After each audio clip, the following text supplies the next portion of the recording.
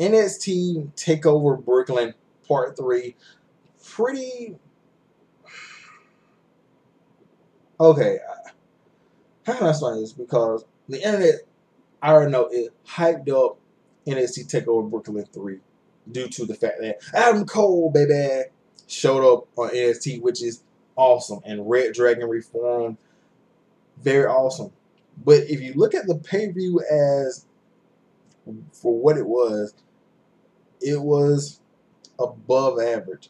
And when you look at it compared to Part 2 and Part 1 Brooklyn, it was kind of a disappointment. I mean, you had two former TNA World Heavyweight Champions fighting over a developmental belt.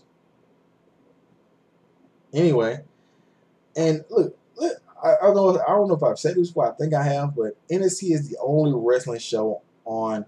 It's not even on cable, but that's around that you can pretty much not watch any one of their shows and no major storylines and plots and just be fully filled in.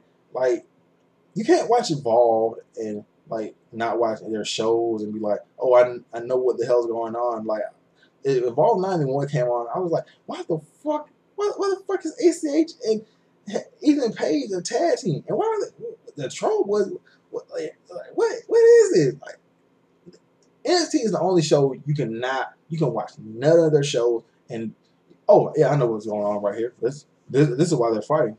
Yeah. So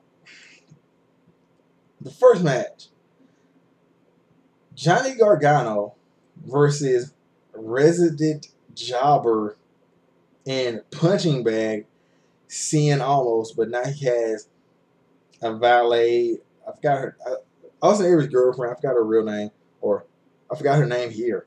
The match was pretty good. I mean, Johnny Gargano, the man is a wrestling savant. I mean, I just hate that fact that, for one, they probably will never put the NXT title on the man. For two, when he goes up to the main roster, Vince go look at tape. What? This midget is wrestling. That's not wrestling. Look at this. But like I said, good match. And the ending was just like, okay, he's about to set up for what, like, no, running like the super kick thing. But the girls throws a shirt. He's like, a shirt? Oh, it's my old T-shirt from DIY.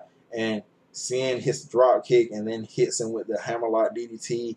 And if I'm not mistaken, was this Cien like first win in like almost a whole year? I may be mistaken, but damn, that guy loses a hell of a lot. I'm yawning and shit. And then next you had, I think it might have been out of order, but Rogers, what's that? I'm reading the stuff again. Okay. I think next was the Tag Team Championship, and it was Sanity versus the Authors of Pain. Authors of Pain did Authors of Pain shit, completely wiped the floor with Sanity until a certain spot in the match where Eric Young tagged himself into the match. And then Eric Young proceeded to get his ass wiped or floor wiped by the Authors of Pain. And then all of a sudden, there's a hot tag to Wolf. And I'm thinking, you probably wanted Killian Dane in there. And then Wolf shows, like, straight out of nowhere, he starts suplexing the Authors of Pain, like, really big guys. And I'm like, you don't look like they're obviously helping you, bro. Like, or you're like fat strong. You're like, you look like you're out of shape, but you're really like country strong. I don't know which one it is. I may have to look at the tapes again, but that was a pretty good moment for him. Like Alexander Wolf, this is sort of like his coming out party right here. It shows that he just isn't like the guy that sucks and gets beat up. He can actually hold his own in Sanity.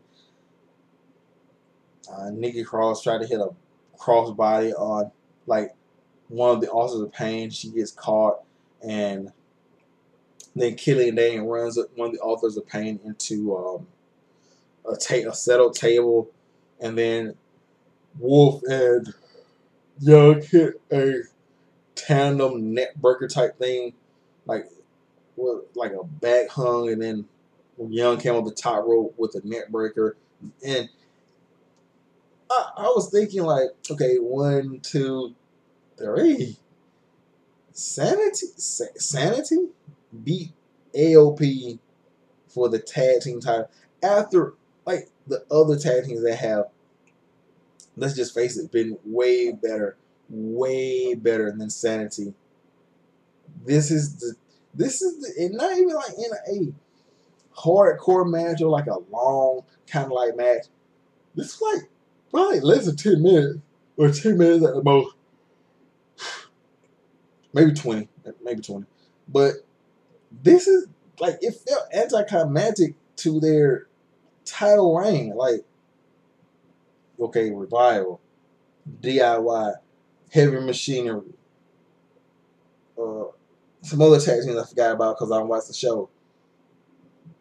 Sanity beats your title reign. Nah. But at the end,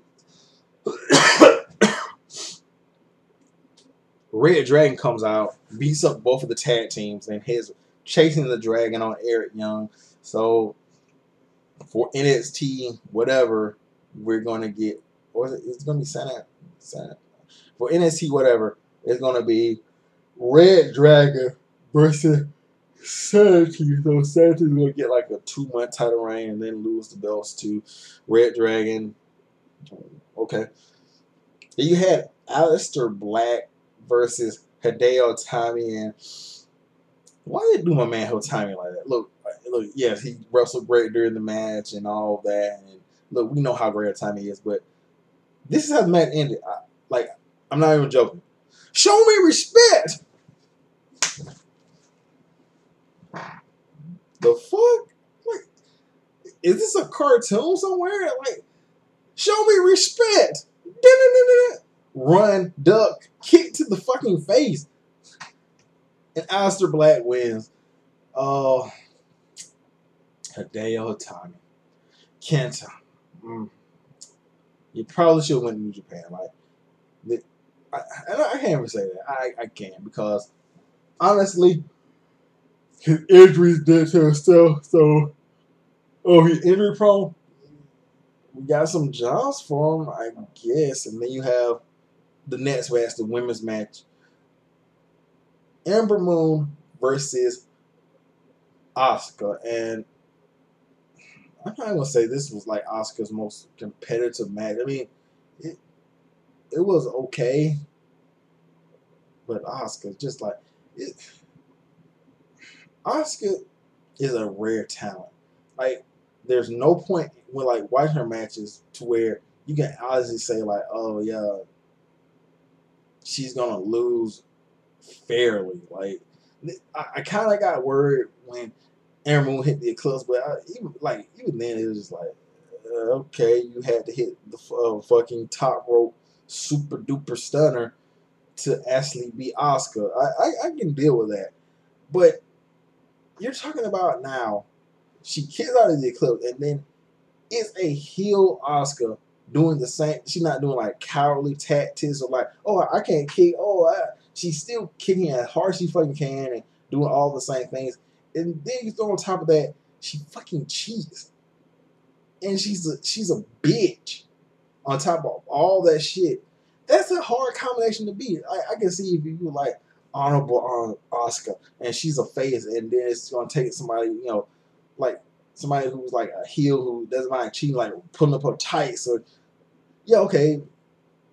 But a heel face tweener Asuka who's a bitch, a dick, and she's like overly confident and she doesn't mind being. That's a hard combination to be. I really don't see anybody that can be Asuka, because you got to be more evil, but then Asuka's already evil, so I don't know how she's gonna lose that belt because I feel like it's gonna be some kind of authors of pain thing. Oh, Asuka lost the belt to,